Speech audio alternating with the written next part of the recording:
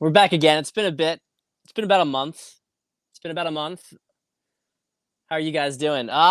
People just jumping in. People waiting for it.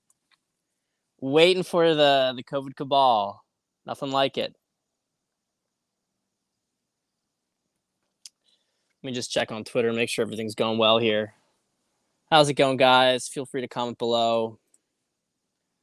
What is up? What is up? Yep, we're rolling. We're rolling. We're rolling. All good. All good. All right. All right. All right. So, hello. Hello, everybody. Hello, everybody. So, look, we got to start things off. I got a very nice wine for us today. Very nice wine. So, Finger Lakes, one of my favorite spots. Definitely might get some land up there someday. May some of you know that the Stedman family, after their migration to the Americas from England and Scotland in, I guess it would have been the 1630s, maybe 1628, it's like 1628, 1632. They landed in Massachusetts Bay, and then they migrated in the late 1700s west to upstate New York. Rome, New York. So, Finger Lakes area, this whole upstate area, very interesting place, very interesting Revolutionary War period and French and Indian War through the early mid 1800s through 1840. I'd say very interesting period in that area because of the expansion westward into the former Iroquois lands and really good soil over there. Anyway, today, the Finger Lakes are the best place to get wine on the entire East Coast. On the entire East Coast. The best place to get wine. The best wine in the eastern part of the U.S. is in the Finger Lakes. Only section. I love Jersey wine. I love, Virginia, Long Island, Hudson Valley, makes good stuff. But none of it is like international quality, except for the Finger Lakes. And in the Finger Lakes, this is, in my humble opinion, the best vineyard. Herman J. Weimer.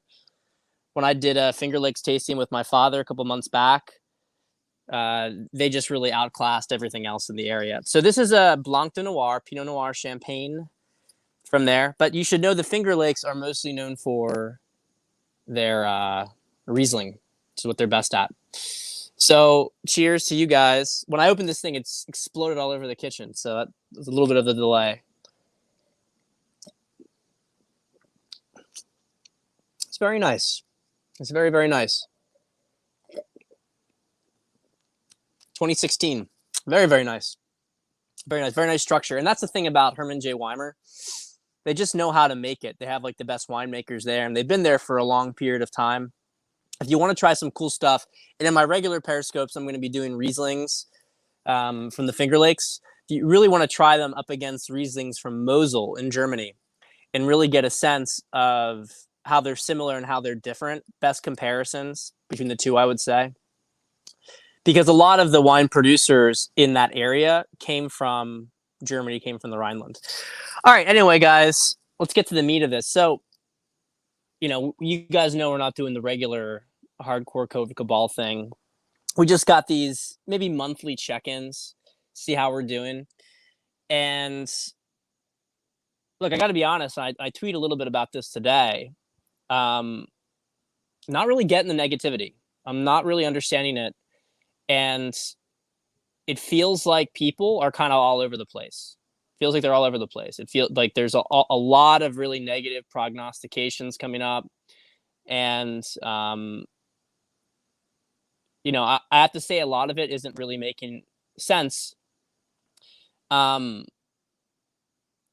exactly is happening now that wouldn't be happening if we were heading towards, you call it a great awakening, but we're talking about the consciousness of the planet and most importantly and acutely the United States. How could that happen if what's occurring right now not occur? So it's like people want the outcome, they want the ending, but they don't want to go through the shit that we've been talking about we're going to have to go through for the next couple of months to get there. Instead, it's like, oh well, they took California. It's all doomed. Well, if they had taken California, if they had let us take California, if they'd actually let us, because let's be honest here, we know Larry Elder won. It's not even how many was in some of these precincts. 70% of the people there who came in to vote were told that they had already voted. I mean, it's just like a big fucking scam, right? We know it's a scam. We knew it was a scam at the Georgia runoffs, but you have to understand that for a lot of people, when this stuff happens, it galvanizes them. All this talk about, well, just wait for 2022, just wait for 2024, which is ridiculous. It's ridiculous. You fix 2020 or it's done, or the United States is done. This little recall election, the point of that was to reinforce the belief in people that they're just going to steal it. They're just going to steal it. And that the only way out is non-compliance. You can't look to the voting booth. You can't outsource authority. So people getting upset about it. I mean, look, I understand. No one likes to, you don't like to see it. But please keep this in perspective. If they were in a good position, they would do the usual divide and conquer gaslighting. Okay. And so what that looks like is this year it's red, this year it's blue, this year it's red, this year it's blue. So it keeps a nice little divided thing. It keeps people against each other. They couldn't do that this time. They couldn't do it. They had to keep it. They had to steal California.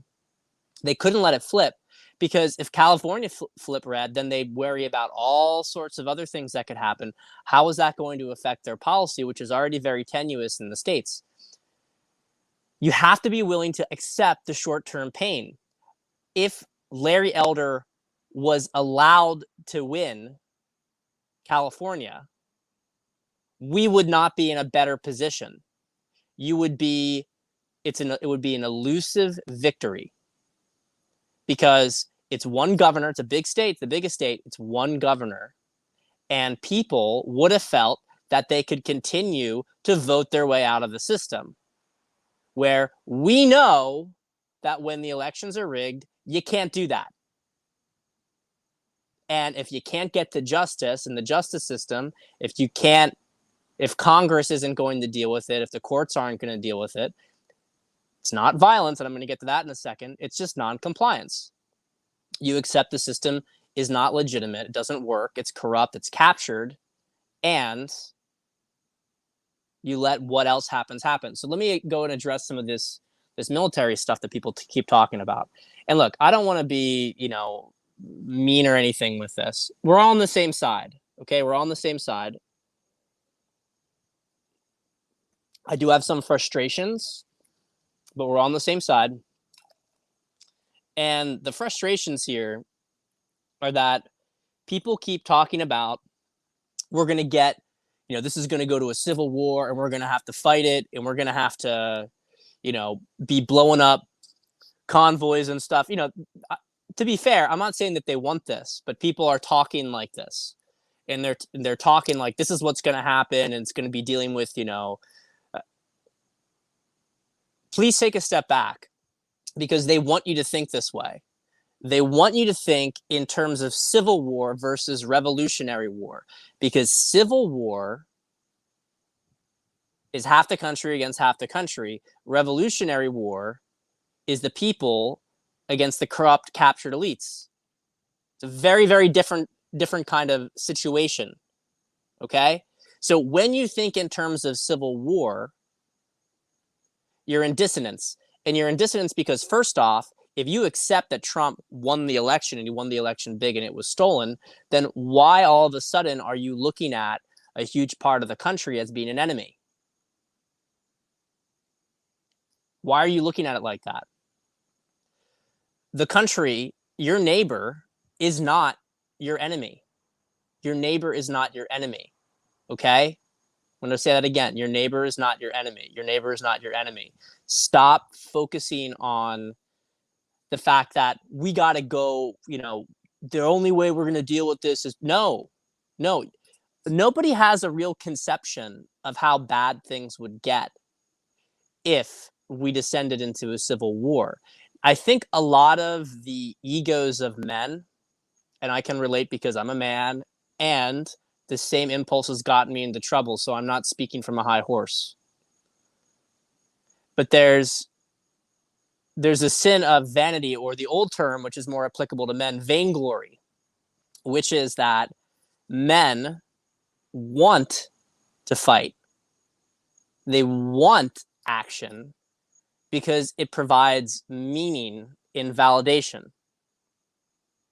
Okay, men want statues. They want to fight for something bigger than themselves. It's a noble sentiment. It's hijacked. Okay, they hijacked that after 9/11, remember?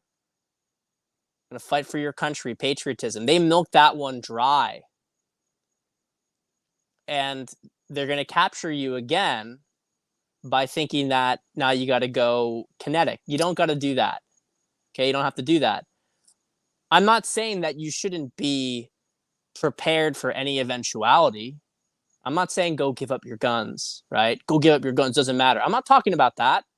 No, it's good that you have them. We'd be in a worse place if you didn't have them. It's a credible threat. That said, don't think that we win when you go that direction, because when you go that direction, remember, this is an international group, international conglomerate. It's an international conglomerate. So what do you think happens when there's a civil war? Do you think it's just you versus your government and your military? There's going to be aid coming in from China and maybe Russia, and maybe they're going to fund both sides to prolong the crisis. What does the country look like afterwards? I really recommend people really read about the Civil War and what it did to the country. It broke the country. It's a miracle the country was able to come back together. It took decades to heal. You could argue it didn't even really heal until World War II, when you had integrated units from across the US. You needed an external enemy to bring it back together. The wounds between North and South were very, very deep. And in terms of the casualties of that war, even at this point, the population of the United States during the Civil War was about 30 million, a little less than 30 million, okay? So 10% of its current day population, less than 10%. And in the South, 1/3 of all men 20 to 40 were either killed or wounded. And in the North, 1 out of every 10 was. To this day, more men died in the Civil War, when the population of the United States was less than 10% of what it is right now, than in every single war that the United States has fought to this day combined. Okay, I'm throwing this out there so you understand how bad it was. You can't comprehend how bad it was. And so I know that there's a desire to prove yourself, and I know that there's a desire, you don't want to give up on the country. And look, I'm not saying that you should ever take the option off the table, but think about this deeper. Why would you try to get into that situation when the public is gradually moving towards your own perspective? If you don't think that the public is moving towards your perspective, you're not paying attention. You're not paying attention if you don't think that. I can tell you, I mean, seriously, talk to people. You can see it online, but talk to people. There is a massive shift going on, and it's going to get more. It's going to get a lot faster. Okay. I mentioned this before to somebody. Prior to 2015, the number of people who were awake was super tiny, super tiny. We're talking 5 to 10%, 10% absolute tops. by the time we got to 2015, 2016, we moved up to maybe 30%. COVID hits. We start to get to like 40, 45%. Big jump. And now, at this point, at the end of the summer, we're already at 60% that are like awake to what's going on. And we have a further 10% plus that at least know that things aren't right and they're done with it. They don't like where things are going. They may not be fully at the place yet, but this is where it's happening. It's moving, it's moving, it's moving, it's moving. And when I say awake, I'm not talking about all the full details of everything. I'm just trying to make the point that the consciousness is moving rapidly. We're at over 70% in the country right now who want something to shift. After January 6th, that had maybe been 55%. And we have a lot more coming. We got a lot more coming. Do you think Afghanistan was just it? We got a lot more coming. We got a lot more coming our way. We got an economic collapse coming. We have the booster shots. Look, this is sad because he was basically my the closest thing I've had in my teenage and adult life to a grandfather. Is one of my dad's older friend of my dad's, very good friend of the family, and he died yesterday, I think, or the day before. And he was old. He was 91. However, he died on a plane. And thrombocytopenia, right? I think I've said that wrong. Basically thrombosis, right? He had thrombosis on the plane. It's rare to get thrombosis. However, there's something that people have been taking recently that rapidly increases the chances, which is why there was that incident a while back where you had a slew of British Airways pilots who were 40s, 50s, even 30s in some cases, out of commission after taking it. This is one of those cases where, well, you can't really say he's an old man. How could you know it was from this? It could have been. But that's the point here. The point here is that there's a lot of this stuff. I've mentioned this before. It's more and more and more that people in their 50s, 60s, 70s, heart issue, they're gone. And remember, this thing hits in stages. It's the anaphylactic initially, then it's heart issues. And then the next thing that comes is autoimmune and the prion business. All this stuff is coming down the line. I'm out here at the beach getting the sun, getting it while I still can get it. But that's coming. That's coming. And we're already seeing evidence of it coming. And it's not looking good because we know the countries that are most souped up, so to speak, are having massive outbreaks. Now there's all this talk. They're saying, oh, there's going to be polio this year. Oh, there's going to be measles. There's going to be shingles. Wait a minute here. Why is that stuff popping up? Well, maybe because people's immune systems are not functioning. And when you're immunocompromised, things that are around you all the time, I wish people would grasp this. These bugs are around you all the time. You don't sterilize everything away from you. They're around you all the time. And so I don't think I have to talk more about this. You guys know. It's going to be bad. And the more people keep getting boosted, it's going to get worse. So you don't think that's going to start to wake people up? There's already a massive amount of dissonance around it. There's already a massive amount of dissonance because people see it. There's a lot of concerned people talking about it. They can cite all the, well, that's not what the CDC says. Oh, this week or last week, right? There's already a lot of dissonance. But when it gets worse, it's going to become It's going to get to the point where it won't be able to be covered up anecdotally. It just won't be able to. There's going to be so many anecdotes of it, and people are going to be experiencing it themselves. And guess who isn't going to be experiencing it? The people who didn't get it. Not to the same degree, at least. Now, they're going to try to blame it. I don't think it's going to be successful because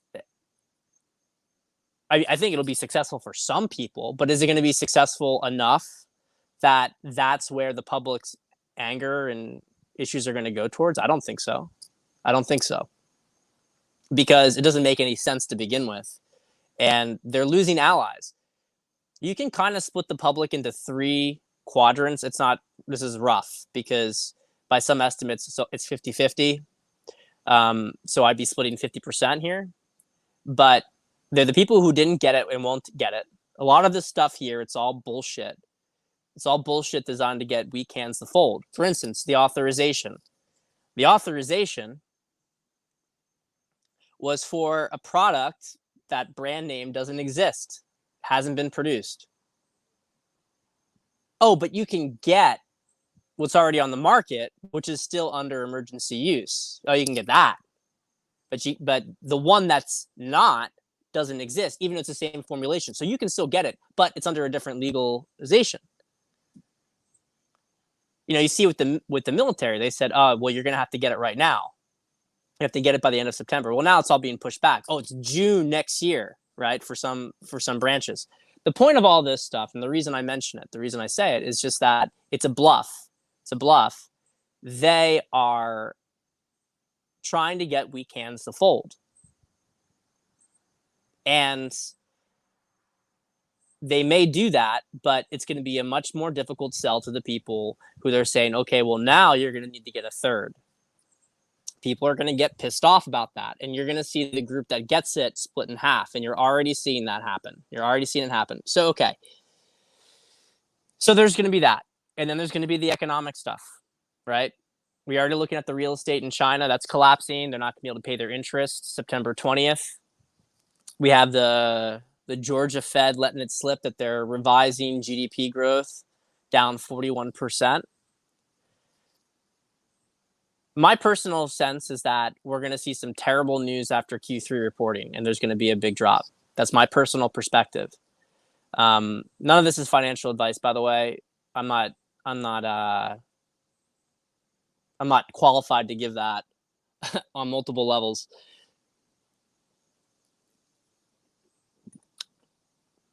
But I think all my smart friends who are investors see it 2022. No question. They see the writing on the wall for 2022. I'm a little bit earlier, and I think after Q3 reporting versus Q4. Tress, I've missed you too. Are you still in Montenegro?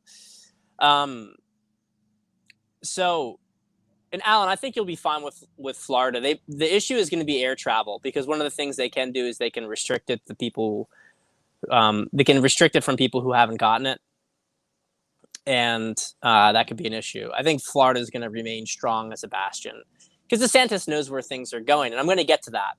This is all a segue to where we're going next, because this is the big piece. This is the weird stuff I'm going to tell you. The weird stuff's coming up. You thought this was? No, this is regular. I'm going to the weird stuff in a bit. But yeah, there's going to be an economic collapse because we're like 269 trillion or something. It's just absolutely ridiculous. It is absolutely ridiculous what's going on economically. It's gonna drop, because this is the thing. They want it to drop because they need it to drop to capture the economy further. But we also need them to drop it, because we're not going to pick up their dirty work. The good guys are not going to own an economic collapse. Because here's the thing. If you believe that there is going to be some higher up military response, and I will tell you why I do believe that with a lot of caveats so you understand the details and the context, because it's not what a lot of you guys think. if you believe that that's going to happen, then there's the issue with they're not going to do it because then they can blame the economic collapse on that group. The cabal can do that. So there's going to be, we're going to go through it. And I think, I'll just tell you the months that I see targeted as heavy and intense. October through February. October through February are months with almost maybe a brief reprieve in November, brief, and it's going to be relative. November won't be less than September. I mean, we're really looking at a solid 5 months. And 6 really full because you should count the second half of September and you should count the first half of March as like really clear lead ups. But the epicenter of this stuff are going to be October and February. October, December, February in particular, like big, that little triangle. So buckle up for it. How do you prepare for it? I'm going to give you my non-professional financial advice. I don't know. Okay. And I'll go through my reasoning with you and what I've been trying to figure out for myself. So the stocks will go down. There's no question about that. And also, I'll just tell you that as a personal consistency to my beliefs about the new world and about what we're going to be developing, I liquidated my stocks. And I did that because when you find out what your stocks are being invested in, you're like, well, wait a minute. I don't like these companies.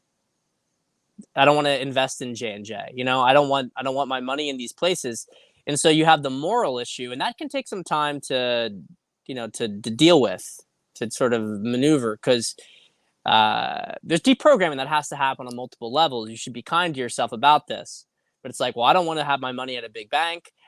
You know, I don't want, I don't want my stocks invested in these certain businesses that are doing things I don't like.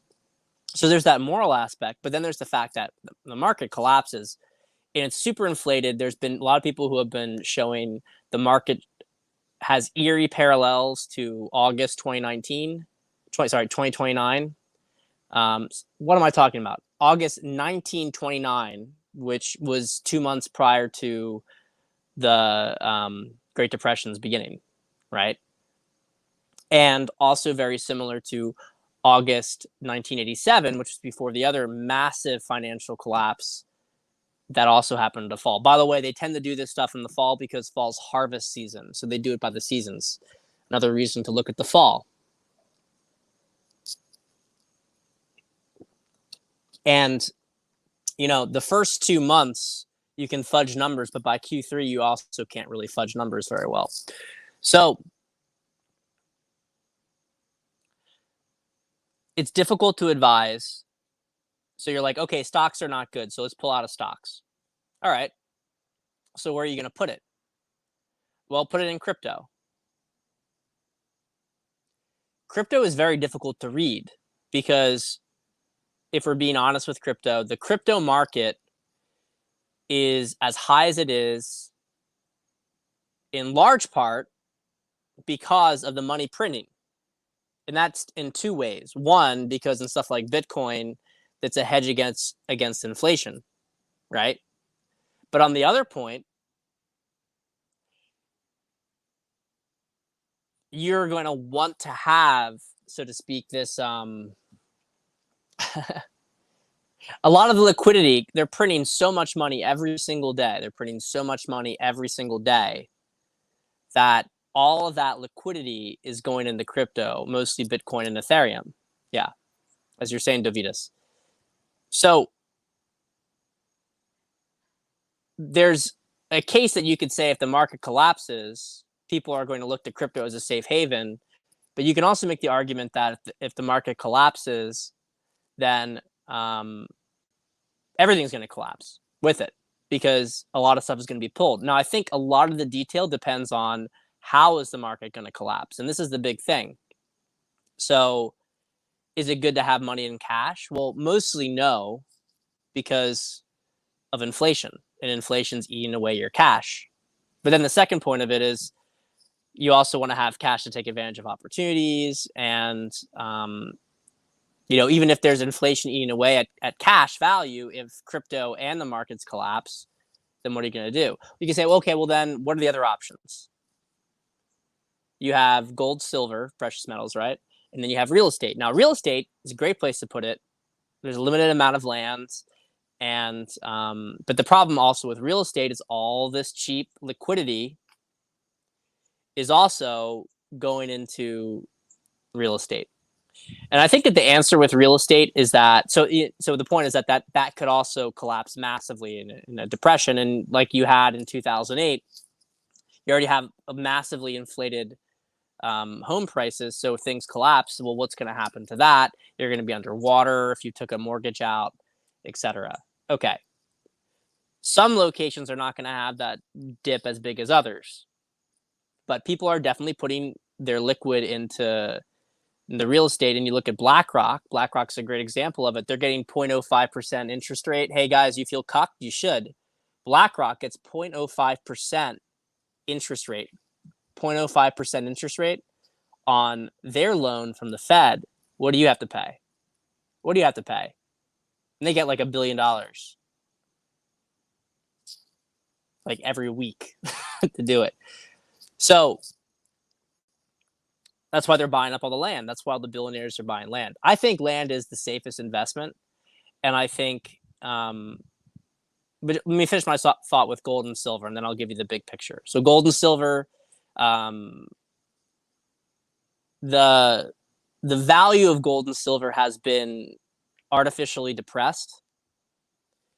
But the question is, okay, well, they're probably going to shoot up after some of this stuff is taken away. And if you believe in the new financial system, you might believe in gold and silver as well.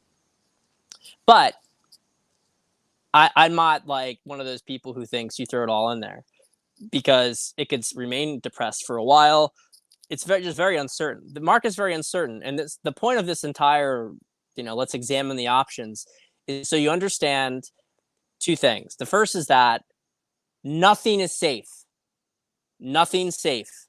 Nothing is safe. Nothing is safe. Your best bet is to diversify. It's your best bet to diversify. I'm pulling out of stocks because I don't morally agree with it. And if the market goes down, it could go down dramatically.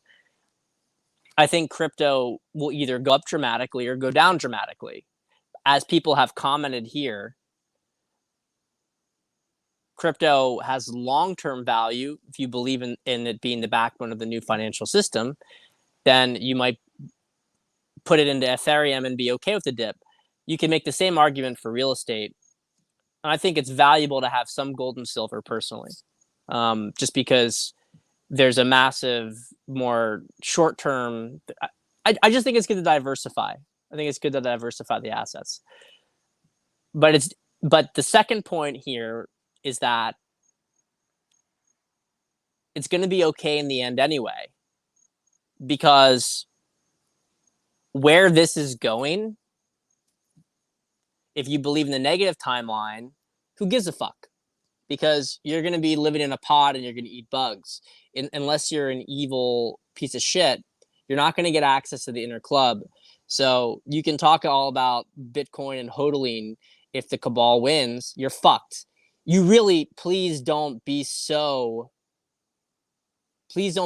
arrogant as to think that they're not going to take it from you if you lose the fundamentals here. Okay? I'm not saying this is not an anti-crypto statement. I'm just making the point. Don't be so arrogant as to think that, oh yeah, well, we're outside the system. You got to be kidding me. They're regulating it already. You're gonna escape from it. Oh, they're gonna throw you in prison. You think Vitalik? You don't think Vitalik is gonna take a deal? Okay, maybe not Bitcoin, but they can easily just make it a criminal act to have it. So what are you gonna do then? How useful is that going to be as a mechanism of exchange? I'm not being negative on crypto right now. I'm just telling you that you have to look at this stuff in the fact that it's either going to absolute shit or it's going to absolute not shit, amazing, right? Amazing stuff. And so if it's going to amazing stuff, I don't want you to overly stress about the financial collapse, because what comes afterwards is not going to be, if you're a smart person and you're high consciousness and you're adding value, you're not going to be have to look at it like this sort of rat race scarcity thing that you maybe looked at it in the past.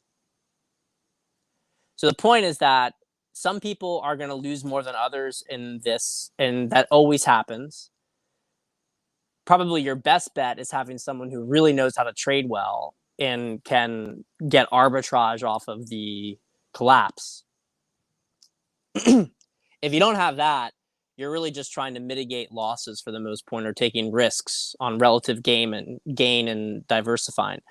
But the point is that even if you lose out a little bit on it, or even if you lose out a lot on it, what comes afterwards is not going to be a big deal. It's going to be so good what comes afterwards, it's not going to be a big deal. Or if you're pessimistic, it's going to be so fucking bad that it doesn't matter what you do.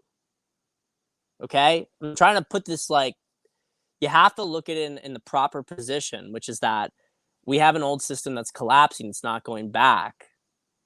So, going one way or another. With all that said, let's move to the big point. Why is it going to a good position? Why are things getting good and why aren't they getting crappy? How can you keep saying this, Patrick? How can you keep saying this? I'm going to tell you some stuff, and this is where we get weird. You maybe recall from the last scope I did in August that I talked about the fact that the upper strata of the military, this isn't certain individuals like Millie, right? Who's going to be a fall guy, right? They're going to try to make him a fall guy. This isn't those kind of fools and stooges. We're talking about generals whose names you don't know. And if you are really so arrogant as an individual, think, well, why can't I look up this person? Why can't I? You're not going to find any information about what they do, assuming they're even acknowledged by the military. And they generally are, but you're not going to have any idea what they do. It's going to be something boring. Like, remember from Stargate? Deep space telemetry, right? It's going to be something very, very boring. These people, you don't know anything about them.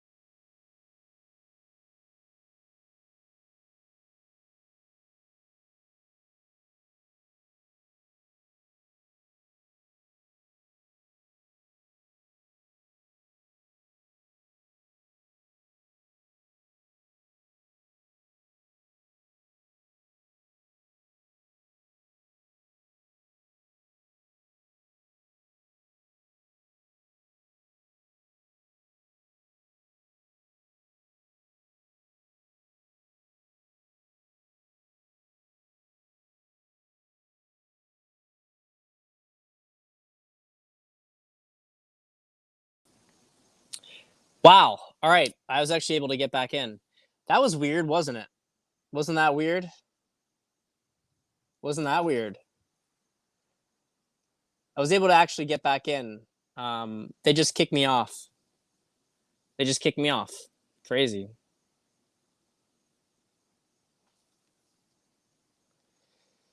I have more people now than before. That's so funny how it is. That's funny how it is. Fortunately, StreamYard is good and made it easy to get back into it. All right. So, let me get to what I was talking about. Maybe you believe me a little bit more now. There's an upper strata. There's an upper strata of the military, and these people work in things from ballistic missile defense and beyond. You remember this from the last time I talked. This group didn't sign off on what happened at the 2020 election. They didn't sign off on the fraud.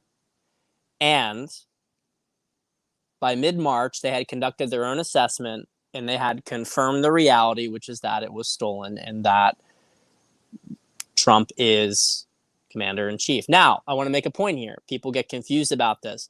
General forces, it's very different. It's very, very different. General forces is very, very different. Okay? So that's what you're seeing with Afghanistan. That's what these are conventional stuff. They're not the people. And look, if you guys watched Alex Jones ever, and I don't personally, but I watched his Joe Rogan stuff. Remember, he talked about back in 2017, breakaway civilization. Okay. Stargate is disclosure. It's commissioned by the Air Force, the good guys, as disclosure. What we're talking about here is that there is a whole separate aspect of the military that is beyond the conventional general forces. And that group did not sign off on the fraud. That group was the group that invited Trump to run for president. Do you remember when Trump said there were 300, I have 300 generals and admirals behind me? That he was invited to run because there was indications that they saw what was going on. They saw where this was going, and they were going to do a coup. And they decided to go with Trump. When Trump accepted it, Trump was the outsider. They didn't work with him, blah, blah, blah. Okay? He'd been undercover for a while in his own way. The point of all this stuff, right? You had people like Admiral Rogers. Remember Admiral Rogers? Who went to the Trump Tower and handed Trump, the head of the NSA, the group that has the overwhelming predominance, the overwhelming predominance of the budget. The NSA collects every single bit of data that goes into the electronic web. Something like 84% of the intelligence budget goes to the NSA. Admiral Rogers went to Trump in the Trump Tower and gave him transcripts of his private conversations that were not supposed to be known. That was being watched by the deep state. There are good people who are in this deep, deep apparatus, some undercover for a while, like Admiral Rogers, and others who have been in what we would call Q clearance. Funny, right? But it's actually a real thing. It's a Department of Energy clearance. And that is where you get with the real, it's beyond top secret. It's where you get the really serious stuff. I'm making these points to you because you need to really understand this stuff. You need to understand that you maybe feel things are weird, but you don't know why. Why is Trump so confident? Why is Trump safe? Why is he protected? Why did he pull back before? Well, he pulled back because he's allowing the consciousness of the public to grow, because if you can defeat an enemy directly, but it's going to cost a lot of casualties, or if you can pull back, let him take a position, then surround him, siege him, and then wear him down by attrition and take way less casualties, well, only if you have too much of an ego and if you're not a very good military commander would you take the first option. We took the second option, which is patience. Let them degrade. Let them degrade. Let's control demolition this. You think that these people are above you, but they're not. Or at least there's someone above them. And you know how you can tell that? Because everything they're doing is schizophrenic. They move from one policy to the next. It's inconsistent. And you can look at how afraid they are. They are so fucking afraid. I can't believe people can't sense that. They can't sense, like, well, this means that they're just putting the boot on our neck. This shows they're all power. Come on, stop cucking for people like Trudeau, who in Canada, of all places, can't walk down the street without people screaming at him. They will not be able to walk down the street. It's already happening. You think for a second that these people are confident in their position? Why don't you think they're confident? Well, they're not confident because there's a group above them that's sandwiching them. You're here at the bottom, the masses that are waking up, putting pressure on the bottom, and they're on the top, and they're putting pressure from the top. And these people are getting squeezed. They're getting squeezed. They're like a nice little fruit. They're getting squeezed of all their juice. That's what's happening right now. And this is where things get really weird, because why do you think this upper clearance has so much power? Why do you think it's at the position it is? Well, because why do you think, let me ask a question. Why do you think Trump created Space Force? Why was it so important for him to create Space Force? Why did he make a big deal out of it? Because there's a secret space program. And look, you can get all of the stuff with people posted in the comments here. Team Sapien knows about it. Dark Fleet. And this is where we get weird, which is the fact that when the Nazis lost World War II, they actually, a lot of them moved over to Antarctica. This is well documented. Operation High Jump, read between the lines. Why can't anybody go to Antarctica? Why are there international treaties? You can't go to Antarctica. Okay. This is where I get weird. Whatever. I don't give a fuck. I don't give a fuck about it. Open up your mind for a second. Why is no one allowed in Antarctica? You can take a cruise ship to the outside. Why is nobody allowed in Antarctica? Immediately after World War II, why did Admiral Byrd go with a whole fleet to Antarctica, Operation High Jump, right after World War II, talked about getting attacked by flying saucers? His fleet was seriously damaged. Why does... Oh, that wasn't printed in your elementary school textbooks about World War II? Come on. The Dark Fleet, what happened to the 300,000 German prisoners of war that just disappeared, right? These are all things you can look into. The point here is that they went underground, literally, and they did other things and infiltration in the governments. But the point is they have a fleet, and because the Nazis were working with the reptilians, the Sicarian Alliance, as it's called, Dark Fleet, okay? You have three negative ET groups. You have the Nebu Orion, which are little gray aliens. And then you have the Sicarian Alliance, which are the reptilians. And then you have the Dark Fleet, which are the Nazis. Okay? But guess what? They've lost. They've lost. They no longer control the solar system. They're lost. They have lost. And this is the thing, and this is with Bezos and Musk and Branson with their three space companies, right? Blue Origin, SpaceX, Virgin Galactic, okay? Why do they keep talking, oh, we're going to go to Mars, we're doing this? Why are they going up into space? All three of them went up to space over the summer. There have been a lot of people, and this comes from channelers, and this comes from researchers like Michael Salla, but the point is that there has been an accord already signed, the Artemis Accord, which is directing the future of the planet, which is going to be under the United States primary leadership, into space.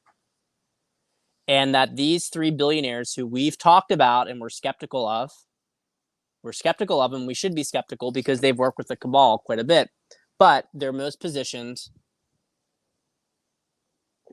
to be able to build the space fleets for the planet Earth. And there's certain agreements in place. The Galactic Federation is a benevolent ET group that deals with consciousness. And we have been in touch with them if you go all the way back to the Treaty of Giardia, which was done behind Eisenhower's back by Majestic 12. There has been since the 1930s to 50s, to varying degrees, heavy ET presence on this planet. And since the 1950s, there has been a positive faction and a negative faction in the United States. And the deep state was connected to the Sicarians in the Nebu and the Dark Fleet as well. And the benevolent group was connected to the Galactic Federation. This is disclosed in Stargate, by the way. They mix up some, they don't do it completely literally because the, I forget their names, but the benevolent ones that the Stargate group work with are Greys, but they appear as Nordics. Pleiadians look like Nordics, and Pleiadians are the major group in the Galactic Federation. So, but the point of all this stuff is just to say, if you want to, I don't have to get to the details of that. It's a whole separate conversation. The point of this stuff, and Team Sapiens disclosing it right there, the Nazis went to Mars and the moon and had civs there. They've been uprooted. Mars fell a couple weeks ago, from what we've been told. The moon fell a couple months ago. They've been moved off of Mars and Ceres, which is the big asteroid. So the point here is that we're at a position where space has been liberated. And when we talk about, and I want you guys to understand this from a logical consistency standpoint, you have Trump, and you have Trump is with these people with Q clearance, right? And he's got all these generals and admirals behind the scenes in the higher strata. Why do they have their power? Because they're connected to benevolent ETs who have way more power. However, there are rules of engagement, and I won't go into all the details of that stuff, but you have to understand that they're not going and intervening directly. Things are already being fast forwarded for evolution, and they should have under normal circumstances. But because we were intervened upon negatively, they can intervene positively to balance it out. But they can't save you. So I'm going to end with this because I have to go. But I'm going to end with this so you understand it. When I tell you to get out of the way, I mean it. Get out of the way. Because this group that's being sandwiched in the middle, this group is done. They're not surrendering. Some are surrendering, but most aren't. And as they go, they are trying to take everyone they can with them. The reason they keep bluffing, they say, oh, we're going to do this, and then they change their mind, is because these are legalese things. If they go too far, if they were to say, we're going to hold you down and put a needle in you, they can't do that because there's people above them who will intervene. But because of the cardinal rule of the universe, free will, they won't intervene upon that. They're waiting for you to wake up. And if you're too fucking stupid and you're too fucking weak, as you guys love, a lot of you guys miss it. If you're too much of a dumb fuck to not understand that, and you're going to go and freak out and you're going to do something stupid, then I'm sorry. You're not going to make it. All you have to do is say no. And if you ask for assistance right now, you will get it. If you ask for assistance right now, you will get it. And I am really sick and tired of hearing people talk about how crazy and how difficult it is. If there's anybody in this entire corner who can talk about being in the crosshairs, it's me. And I'm telling you, it's not difficult. Suck it up. Suck it up. You just have to wait it out. The planet is transitioning to a different age. It's transitioning to a different age. And it's a transitioning to a different consciousness. And you either get on board with the consciousness. There's not a lot of time left for that. You either get on board with it, or you literally are not going to make it, because you will not be able to exist in what comes, and you will eat all the poison. You'll consume all the poison that these people are peddling to you. They are demons. They don't have their upper strata support they used to have, which is why they were able to control things so easily. The control matrix is not in place anymore. It's collapsing. There's nothing to feed it except your own fear. And for some reason, a lot of you guys are still afraid. How on earth can you be afraid? Please, for a second, tap out of yourself and tap into them. Look at them for a second and ask yourself, do they really seem confident? And if they don't seem confident, what makes you feel like you have to get super aggressive? All you have to do is say no. What are they going to do? You think it's bad. It's not that bad. We have been through worse in other incarnations. So, look, I love you guys. Brace for a crazy couple of months coming up. These next 5-6 months going to be wild. And we're not out of this until 2024, and the journey doesn't end there. You are going to have to ground yourself in higher levels of consciousness if you're going to get through this. So please drop all this. We're going to have to go our guns, and we're going to have to. No, you don't have to do that. You literally just have to say no. And if they say, well, no, you have to, you just say, okay, fire me. You're going to get 6 months, 6 months of leave. They're going to ask for you back because this whole thing's collapsing. Be not afraid. We got this. I can't even tell you how good the energy is if you tap into the higher levels. It's never been this good. It's better than it was prior to even COVID. It's so good. We're on such a great timeline. I love you all. Stay positive. Spread the light. Stop being negative. We'll talk soon.